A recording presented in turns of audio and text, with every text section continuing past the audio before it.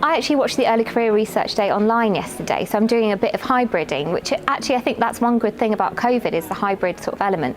So I recently had a little boy, so he's only 10 weeks old, so I stayed at home with him yesterday, my mum has him today, so that allowed me, an early career researcher with a family and different things going on, to be a part of the Early Career Research Day and a part today, which I think is really, really great and something that hopefully will continue.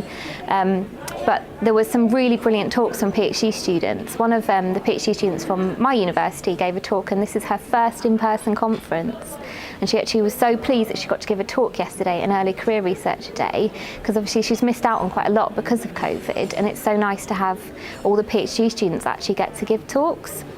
There was also some really brilliant things about playing to your strengths was one that I listened to, with some different researchers and different people talking about, you might have different skill sets and different strengths. How can you use those to support your career?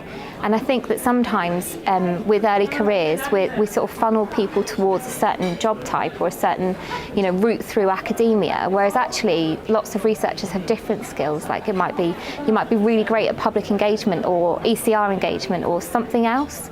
And having talks like that from people who are professors or high up in their career, it sort of shows you the different routes you can go through and the different ways you can use your skills but still really benefit dementia research, which is what we really want at the end of the day. So things like that are really useful.